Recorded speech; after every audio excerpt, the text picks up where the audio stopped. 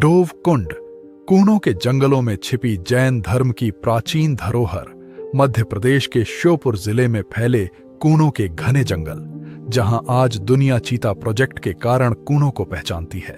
लेकिन इन्हीं जंगलों के बीच छिपी है एक ऐसी जगह जिसके बारे में बहुत कम लोग जानते हैं।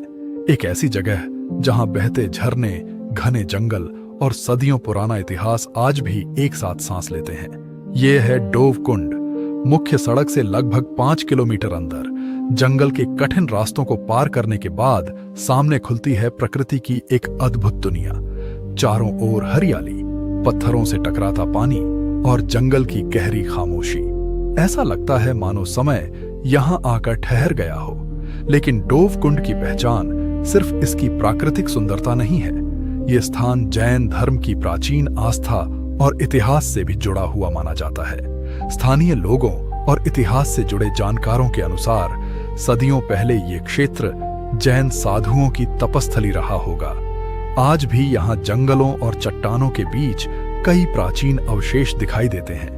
कहीं टूटी हुई मूर्तियां, कहीं पत्थरों पर उकेरी गई आकृतियां, तो कहीं खंडहर बन चुकी पुरानी संरचनाएं। इन मूर्तियों को देखकर अंदाजा लगाया जा सकता है कि कभी यहाँ धार्मिक गतिविधियां हुआ करती थीं।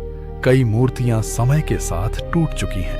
कुछ मूर्तियां आधी जमीन में दबी हुई दिखाई देती हैं, तो कुछ पत्थरों के बीच बिखरी पड़ी हैं। इन खंडित प्रतिमाओं को देखकर ऐसा महसूस होता है मानो वे आज भी अपने गौरवशाली इतिहास की कहानी कह रही हों। मंदिर और पत्थरों पर बनी आकृतियों को देखकर एक बात साफ महसूस होती है कि उस समय की कारीगरी कितनी अद्भुत रही होगी। आज जहां आधुनिक मशीनों और तकनीक की मदद से बड़े बड़े निर्माण किए जाते हैं, वहीं उस दौर में बिना किसी मशीन और बिना किसी आधुनिक तकनीक के सिर्फ छेनी और हथौड़े की मदद से पत्थरों पर इतनी बारीक और एक जैसी आकृतियां उकेरना अपने आप में हैरान कर देने वाली कला थी। पत्थरों पर बनी नक्काशी, मूर्तियों की बनावट और उनकी समानता देखकर ऐसा लगता है मानो हर पत्थर को बेहद धैर्य और महीन मेहनत से तराशा गया हो।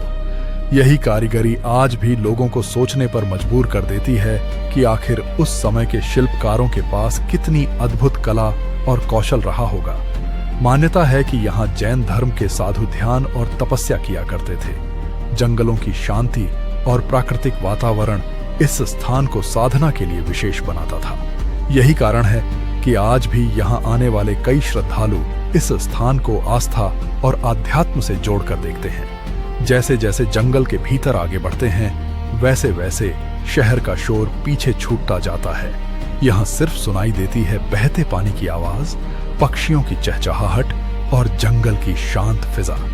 बरसात के मौसम में डोव कुंड की खूबसूरती कई गुना बढ़ जाती है। पहाड़ियों से उतरते झरने, चट्टानों के बीच बहती जलधाराएं और चारों तरफ फैली हरियाली इस जगह को किसी स्वर्ग जैसा बना देती है। यहाँ पहुंचने वाला हर व्यक्ति एक अलग तरह की शांति महसूस करता है। लेकिन इतिहास और आस्था से जुड़ी इतनी अनमोल धरोहर होने के बावजूद आज भी डोव कुंड गुमनामी में छिपा हुआ है। समय के साथ यहाँ मौजूद कई प्राचीन मूर्तियां और अवशेष क्षतिग्रस्त होते जा रहे हैं। जरूरत है इस धरोहर को संरक्षित करने की, इसके इतिहास को दुनिया तक पहुंचाने की, ताकि आने वाली पीढ़ियां भी इस अद्भुत विरासत को महसूस कर सकें। कूनो नेशनल पार्क सिर्फ वन्य जीवों की धरती नहीं है, इसके जंगलों में इतिहास छिपा है। यहाँ आस्था बसती है और प्रकृति की आत्मा बहती है। डोव कुंड एक ऐसी जगह जहां पहुंचकर एहसास होता है कि भारत की असली खूबसूरती उसकी छिपी हुई विरासतों में बसती है। यूं तो श्योपुर जिला चारों ओर से प्रकृति से भरपूर है। यहाँ पे ना बारिश की कमी है, ना पहाड़ों की, ना नदियों की। मध्य प्रदेश को नदियों का मायका भी कहा जाता है। और जब से श्योपुर का कूनो नेशनल पार्क में चीतों का आना हुआ है, यानी कि चीतों का आगमन जो है अफ्रीका से हुआ है, तब से श्योपुर को एक अलग ही पहचान बन चुकी है। यानी कि चीतों का शहर या फिर मध्य प्रदेश एकमात्र ऐसा राज्य है जिसमें पूरे भारत में चीतों का पुनर्स्थापन की सरकार जो है लगातार कोशिश कर रही है। और अब जो कहीं ना कहीं है चीतों की संख्या बढ़कर 53 भी हो गई है। फिलहाल मैं बात कर रहा हूँ आज बीच जंगल में, जब हम सिरोनी हनुमान जी की ओर आते हैं गोरस के रास्ते से, तो जंगल के 5 किलोमीटर अंदर आना पड़ता है। डोबकुंड का एक बोर्ड लगा हुआ आपको दिखाई देगा, और वहां पर जो है जैन पुरातत्व स्थान यानी कि जैनों का बहुत ही प्राचीन, जैन धर्म का बहुत ही प्राचीन स्थान और एक किला यहाँ पर पहले स्थापित किया गया था जैनियों द्वारा, जो कि यहाँ पर तपोभूमि भी मानी जाती है। फिलहाल आप देख रहे होंगे मेरे पीछे की इतनी विशालकाय मूर्ति जो है यहाँ पर स्थापित तो है, लेकिन कहीं ना कहीं जो है कुछ मंद बुद्धि या क्षीण बुद्धि लोगों के द्वारा इनको नुकसान पहुंचा दिया गया है। फिलहाल इनकी सैकड़ों मूर्तियां आपने किले में भी रखी है, जो कि डोबकुंड द्वारा ही ले जाकर वहां रखी गई है ताकि वो सुरक्षित रहें। फिलहाल आज इस जगह पे जब हम आए हैं तो काफी लोगों से हमने चर्चा की है कि इस स्थान का महत्व क्या है, किस प्रकार से जो है तपोभूमि में ये भूमि तब्दील हुई, और यहाँ पर चारों तरफ 5 नदियों से घिरा हुआ ये किला। आगे आपको दिखाएंगे कि किस प्रकार से यह किले की बनावट है। आप यहाँ पर देखेंगे कि नक्काशियां जो है पत्थरों में, मोटे मोटे पत्थरों में किस प्रकार की नक्काशियां जो है यहाँ पर उस समय पर बिना किसी इंजीनियरिंग या बिना किसी उच्च इंजीनियरिंग द्वारा उनके द्वारा हाथों द्वारा की गई थी। अब देखिए कि ये किला जो है कहीं ना कहीं खंडर तो है, लेकिन अभी भी ये दीवारें जो हैं अपने आप में वो कहानियां लिए हुए हैं कि आखिरकार उस समय कितना भव्य ये किला रहा होगा और यहाँ पर कितने ज्ञानी तपस्वियों ने या तपस्या की थी, तपोभूमि जिसे उन्होंने बनाया था। फिलहाल एकमात्र जगह है जो कि श्योपुर में तपोभूमि डोबकुंड जैनिज्म के नाम से जानी जाती है। फिलहाल आप जगह जगह देख रहे होंगे, इधर दिखाइए कि जगह जगह जो मूर्तियों के खंडर पड़े हैं या फिर ढांचे पड़े हैं,